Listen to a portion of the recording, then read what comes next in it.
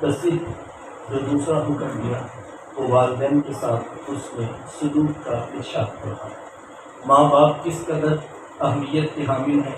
میرے حضور تشریف فرما کے صحابہ بیٹھے تھے کہ دور سے ایک بوڑھی خاتون کو اپنی طرف آتے دیکھا۔ آقا کریم علیہ السلام کی نظر پڑی تو میرے حضور اٹھ کھڑے ہوئے، میری ماں پکارتے ہوئے اور دوڑ لگاتے ہوئے ان کے قریب پہنچے، پھر کندھوں سے وہ چادر اتار کر نیچے زمین پر بچھا دی، جسے میں اور آپ کائنات کا قیمتی اثاثہ سمجھتے ہیں۔ اپنی والدہ کو اس چادر کے اوپر بٹھایا، کان لگا کر گھنٹوں ان کی باتیں سنی، اور جب وہ بوڑھی خاتون خود اٹھ کر واپس جانے لگی تو کسی نے راوی سے پوچھ لیا، یہ آنے والی خوش قسمت خاتون کون تھی کہ محبوب علیہ السلام نے اپنے کندھوں کی چادر ان کے قدموں کے نیچے بچھا دی؟ تو بتانے والے نے بتایا کہ تمہیں نہیں پتہ، یہی تو حضور علیہ السلام کی رضائی والدہ حضرت حلیمہ سعدیہ سلام علیہا۔ سگی ماں تو سگی ماں ہے، میرے محبوب علیہ السلام نے تو دودھ پلانے والی ماں کو بھی اتنی عزت رکھا۔ ماں باپ کیا ہوتے ہیں یہ زمانے کو میرے محبوب علیہ السلام نے آ کر بتایا۔ آقا کریم علیہ السلام ایک دن صحابہ کو نماز پڑھانے گئے، تاحد نگاہ صحابہ نے اٹھ کر حضور کا استقبال کیا، محبتوں بھرا یہ ہجوم اٹھا تو چھم چھم آنکھوں سے آنسو برسنے لگے۔ ایک ٹھنڈی آہ بھری اور کیا فرمایا، لو آدرکت والدیہ او احدہما، کاش آج میرے ماں باپ بھی زندہ ہوتے یا ان میں سے کوئی ایک ہی زندہ ہوتا۔ بندے نے دکھوں کا دور دیکھا ہو، اللہ پاک نے سہولتیں عطا کر دے تو بندہ آرزو کرتا ہے کہ کاش آج میرے ساتھ میرے ماں باپ بھی ہوتے۔ میرے گھر میں غربت دیکھی تھی، دولت کی رین پین بھی دیکھتے، میرے آنگن میں مصیبتیں دیکھی تھی، محبتوں کے کھلے ہوئے گلاب بھی دیکھتے، میری ذلتوں کا دور دیکھا تھا، سر پہ سجی ہوئی عزتوں کی دستار بھی دیکھتے۔ بندہ آرزو کرتا ہے کاش آسودگیوں کے اس دور میں بھی میرے ماں باپ آج میرے ساتھ ہوتے۔ آپ جانتے ہیں کہ میرے حضور ابھی شکم مادر میں تھے کہ حضور علیہ السلام کے والد کا انتقال ہو گیا۔ 6 سال کی عمر ہے، ابا کی ریت کا مقام اور 3 نفوس پر مشتمل قافلہ، حضرت ام ایمن، حضرت آمینہ سلام اللہ علیہا اور حضور علیہ السلام کہ حضرت آمینہ کو بھی بخار ہو گیا۔ سمجھ گئی کہ میرا یہ بخار جان لیوا ثابت ہوگا۔ ام ایمن کو قریب بلایا، اپنے در یتیم کا ہاتھ ان کے ہاتھ پہ پکڑاتے ہوئے فرمایا، ام ایمن میرے اس بیٹے کو باحفاظت امیر قریش عبد المطلب تک پہنچا دینا۔ پھر بیوہ ماں نے اپنے لخت جگر کے سر انور پر شفقت و بڑا ہاتھ رکھا اور کوئی آخری پیار بھری باتیں کہنا چاہی، لیکن ضبط کے سارے بندھن ٹوٹ گئے، چھم چھم آنکھوں سے آنسو برسنے لگے۔ آخری لفظ جو کائنات کی عظیم ماں نے اپنے بیٹے کے سر پہ ہاتھ رکھ کر کہے وہ کیا تھے؟ کہا بیٹا ہر نئی چیز نے پرانے ہو جانا ہے اور ہر باقی نے فنا ہو جانا ہے، میں بھی جا رہی ہوں بذکر پاک بولد تحرم، لیکن میرا ذکر باقی رہے گا اس لیے کہ میں تیرے جیسا ستھرا بیٹا چھوڑ کے جاتی ہوں۔ جن ماؤں کے بیٹے اتنے اچھے ہوں ان کے ذکر نہیں مٹا کرتے۔ یہ آخری لفظ کہے کہ حضور علیہ السلام کی والدہ کی سانس ٹوٹ گئی، آنکھوں پہ ہاتھ رکھ کے آنکھیں بند کی، اور پھر میرے حضور بار بار اپنی ماں کو ہلاتے اور ساتھ پوچھتے امی آپ بولتی کیوں نہیں، امی آپ بولتی کیوں نہیں، لیکن آگے سے کوئی جواب نہیں آ رہا تھا۔ پھر 6 سال کی عمر میں اپنے ننھے نبوت والے ہاتھوں سے کتنے حوصلے سے ماں کی قبر کو کھودا ہوگا، اندر ماں کا جسد اطہر رکھا، اوپر سے مٹی انڈیل کر آنکھوں سے آنسوں کا چھڑکاؤ کیا اور میرے حضور ام ایمن کے ساتھ چمٹ کر بیٹھ گئے۔ آج ہو بھی کیا سکتا تھا، مدینہ المنورہ میں حضور علیہ السلام کی والدہ کا وصال ہوتا، ہزاروں صحابہ جنازے کے جلوس میں شریک ہوتے، آسمان سے فرشتے بھی پھولوں کے ہاتھ لے کر پہنچتے، لیکن وہ کیا کسی نے کہا تھا تجھے کن پھولوں سے ہم کفن دیں؟ تو جدائی ایسے موسموں میں ہوا جب درختوں کے ہاتھ پھولوں سے خالی تھے، 2 پھول ہوتے، میرے حضور اپنی ماں کی لحد پہ رکھ کر اپنے دل کو تسلی دے دیتے۔ پھر 2 سال ہی گزرے تھے، کہ امیر قریش عبد المطلب کا جنازہ اٹھا، پورا مکہ امڑ کے آ گیا، لوگ آگے بڑھ کر جنازے کی چارپائی کو کندھا دے رہے تھے، لیکن ایک 8 سال کی عمر کا بچہ تھا جو قمیص دیوار سے لگ کے روتا، پیشاب ابی طالب کی گھاٹی بھی آئی، طائف کے بازاروں میں پتھر بھی مارے گئے، گندی اوجریاں جس میں اتھر پہ ڈالی گئی، ایک بدبخت گلے پہ کپڑا ڈال کر پاؤ بھی دیا۔ لیکن آج ایک طویل کٹھن سفر کر لینے کے بعد جب کاشانہ اقدس سے میرے حضور باہر جلوہ فراز ہوئے، آگے بڑھ کر مصلی امامت پر تشریف فرما ہوئے، تاحد نگاہ صحابہ نے اٹھ کر حضور کا استقبال کیا، محبتوں بھرا یہ ہجوم عاشقاں دیکھا تو چھم چھم آنکھوں سے آنسو ٹپکنے لگے، پیچھے پلٹ کر حضور کی نگاہ ابا کے ریت کے ٹیلے پہ پہنچ گئی، ایک ٹھنڈی آہ بری اور کیا فرمایا، لو اجرت والدیا او احدہما، کاش آج میرے ماں باپ بھی زندہ ہوتے یا ان میں سے کوئی ایک ہی زندہ ہوتا، پھر میں لوگوں کو نماز عشاء پڑھا رہا ہوتا، اس میں سورہ فاتحہ کی تلاوت کر رہا ہوتا، پھر میری ماں کو میرے ساتھ کوئی کام یاد آ جاتا، وہ دروازے پہ آتی، چلمن سرکاتی، اپنے میٹھے اور پیار بھرے لہجے میں فرماتی، ابنی محمد، میرے بیٹے محمد میری بات کو سنو۔ کہا لوگوں میں نماز کا مصلی چھوڑ کر پہلے ماں کی بات کو سن لیتا ہوں۔ زمانے کو عملاً بتایا ہے تو مرے جیے، کوئی مرتا ہے تو مرے۔ میں نے جمعرات کو دربار پہ سوچا یہ دین کس نے سکھایا گیا؟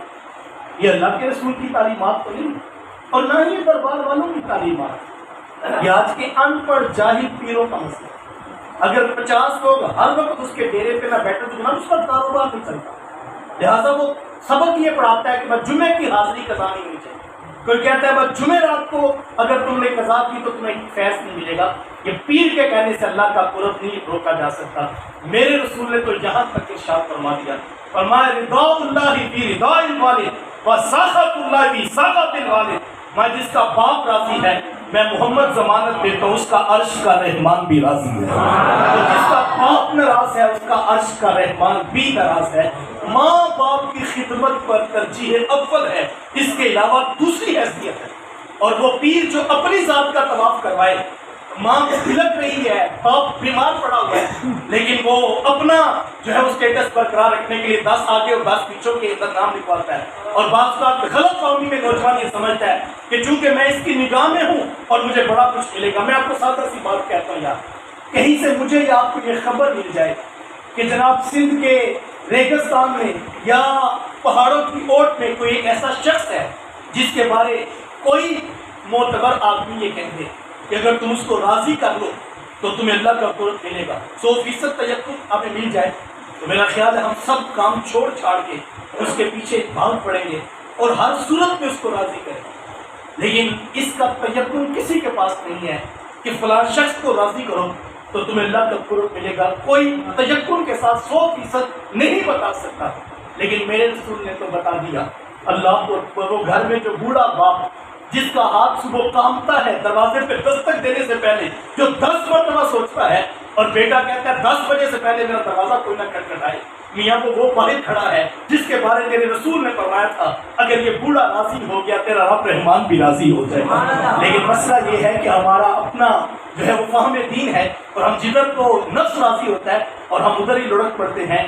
ماں باپ کو ترجیح اول ہے، اور جب تک ترجیح اول پہ ہم نہیں آئیں گے تب تک نتائج حاصل نہیں ہو سکیں گے۔ اور یہ میں اس طبقے کی بات کر رہا ہوں جو دین کے ساتھ وابستہ ہے، بعض بات ان کا فہم دین ٹھیک نہیں ہوتا اور وہ کوئی اور مفہوم تلاش لیتے ہیں۔ ہمیں اس بات کے اوپر غور کرنا چاہیے۔ آپ نے کئی مرتبہ علماء سے وہ روایت سنی ہے کہ حضرت موسیٰ علیہ السلام نے پوچھا تھا کہ مالک میرا جنت کا ساتھی کون ہے؟ تو کہا موسیٰ فلاں بازار میں چلے جائیے، وہاں پر ایک قصاب ہے جو گوشت کاٹ کر لوگوں کو بیچتا ہے، وہ آپ کا جو ہے وہ جنت کا ساتھی ہے۔ حضرت موسیٰ علیہ السلام چل پڑے کہ میں جا کر دیکھوں تو صحیح وہ کیا کرتا ہے۔ جا کر دیکھا تو عام سا قصاب گوشت کاٹتا اور لوگوں کو بیچ دیتا۔ ہاں وہ ایک کام کرتا جو ٹکڑوں سے بہت اچھا لگتا وہ الگ کر دیتا۔ شام کو جب گھر واپس پلٹنے لگا تو اس نے الگ کیا وہ گوشت پیک کیا اور وہ گھر کی طرف چل گیا۔ حضرت موسیٰ علیہ السلام بھی اس کے پیچھے ہوئے۔ وہ گھر پہنچا تو جا کے شوربے میں کھانے کو تیار کیا، اور جب کھانا پک گیا روٹی کے ٹکڑے توڑ توڑ کر بھگو کے نرم کرتا اور پھر محبت سے لقمہ بنا کر اپنی بوڑھی ماں کے منہ میں رکھتا۔ حضرت موسیٰ علیہ السلام اس کا یہ عمل دیکھتے تھے، پھر اس نے ٹانگیں دبائی، خدمت کی۔ جب اٹھ کر جانے لگا تو اس کی بوڑھی ماں نے آسمان کی طرف دیکھا اور اس کے بوڑھے لب ہلے۔ بڑھاپے کی وجہ سے آواز زیادہ نہ پیدا ہو سکی تو حضرت موسیٰ علیہ السلام نے پوچھ لیا کہ تیری ماں کیا کہہ رہی ہے؟ تو اس نے کہا حضرت میری ماں بڑی سادہ ہے، جب شام رات آ کر اس کی خدمت کرتا ہوں تو یہ روزانہ آسمان کی طرف منہ کر کے کہتی ہے کہ اللہ تجھے جنت میں موسیٰ کا ساتھ عطا کرے، اور میں کہتا ہوں ماں تو بڑی سادہ ہے، کہاں کوہ طور پہ بیٹھ کر ڈائریکٹ اب سے باتیں کرنے والے پیغمبر حضرت موسیٰ علیہ السلام، اور کہاں میرے جیسا عام سا گناہگار آدمی، تو ماں یہ تو کوئی جوڑ ہی نہیں بنتا ہے۔ لیکن حضرت میری ماں بڑی سادہ ہے، یہ روزانہ خوش ہو کے مجھے یہی دعا دیتی ہے اور میں بھی اس کا دل رکھنے کے لیے آمین کہہ دیتا ہوں۔ حضرت موسیٰ علیہ السلام مسکرا پڑے، کہا تجھے پھر مبارک ہو، عرش کے رحمان نے تیری بوڑھی ماں کے لب قبول کر لیے اور تو ہی جنتوں میں موسیٰ علیہ السلام کے ساتھ کھڑا کیا جائے گا۔ یار ماں راضی ہونا، اللہ صرف جنت نہیں جنتوں میں نبیوں کا ساتھ بھی عطا کرے گا۔ ماں باپ کی خدمت اتنا بڑا عمل ہے۔ 3 باتیں علماء نے لکھی ہیں اور میں بات مکمل کر دوں۔ اگر ماں باپ فوت ہو جائیں تو ظاہر بات ہے ان کے حقوق کو کوئی بھی 100% ادا کر ہی نہیں سکتا ہے، تو کیا کیا جائے؟ علماء نے 3 باتیں گنوائی ہیں۔ کہا اگر کوئی شخص یہ 3 کام اپنی زندگی کا معمول بنا لے تو بڑی امید ہے کل قیامت کے دن اللہ تعالیٰ ماں باپ کو راضی کر کے اولاد سے ملاقات کروائے گا۔ میں اور آپ آج کے اس درس قرآن سے یہ 3 باتیں بطور سبق اپنی زندگی میں شامل کرنے کے عہد کے ساتھ سماعت کریں گے۔ پہلی بات، کثرت سے ماں باپ کی بخشش و مغفرت کی دعا کی جائے۔ ماں باپ زندہ کا بھی ماں باپ وفات پا جاتا ہے۔ ایک روایت میں ہے کہ جو شخص روزانہ اپنے ماں باپ کی بخشش کی دعا کرتا ہے میرے حضور فرماتے اس کے رزق میں کبھی بے برکتی نہیں ہے، اللہ تعالیٰ اس کو رزق کی فراوانی عطا کرتا ہے۔ اب دعائے بخشش کا انداز کوئی بھی ہو سکتا ہے۔ آپ خود کا قدم ڈلوائیں، دسویں کی تکلیف رکھیں، چہلم کے عنوان پہ لوگوں کو جمع کریں، آپ درس قرآن کے عنوان سے بہن بھائی بیٹھ جائیں، کوئی بھی نام رکھ لیجیے، دعاؤں کا سلسلہ کبھی منقطع نہیں ہوگا۔ مسئلہ نام سے نہیں ہے، مسئلہ اصل چیز کی حیت کا ہے کہ دعائے بخشش یہ وہ عمل ہے جو رب نے ہمیں قرآن میں سکھایا اور اس کا سلسلہ کبھی بھی منقطع نہیں ہونا چاہیے۔ تو یقیناً یہ پول چہلم یا دسویں کی جو تقاریب ہوتی ہیں ان کا مقصود بھی دعا بھی ہے، لیکن اس مصروف ترین دور کے اندر کس کے پاس اتنا وقت ہوگا کہ وہ روزانہ اتنے سینکڑوں لوگوں کو جمع کرے اور پھر اپنے ماں باپ کی بخشش و مغفرت کی دعا کروائے؟ تو یقیناً یہ باعث برکت ہے اور یہ بہت برکتوں کی حامد نشست ہے، لیکن روزانہ تو آپ اتنا اہتمام نہیں کر سکتے، اور دعا تو روزانہ کرنی چاہیے بلکہ دن میں کئی مرتبہ کرنی چاہیے۔ تو پھر کیا کیا جائے؟ اور بعض کا مصروفیات اتنی ہے کہ بندہ وقت بھی نہیں نکال پاتا کہ میں اہتمام کے ساتھ اکیلے بیٹھ کے دعا کروں، لیکن دعا تو کرنی چاہیے اور عادت بنا لینی چاہیے۔ تو پھر کیا کیا جائے؟ علماء نے بڑی خوبصورت بات کی طرف توجہ دلائی، کہا آپ کوشش کر کے محنت کر کے 5 وقت کی نمازی بن جائے۔ یہ اتنا خوبصورت عمل ہے، اتنا خوبصورت عمل ہے کہ بیٹے کی کوئی نماز پوری نہیں ہوتی جب تک وہ یہ دعا نہیں کر لیتا، ربنا اغفر لی ولی کہ مالک مجھے بھی بخش دے، میرے ماں باپ کو بھی۔ یہ بہترین وظیفہ ہے، ایک تو رب کا حکم ہے، سینکڑوں مرتبہ پڑھنے کی تاکید ہے، نہ پڑھنے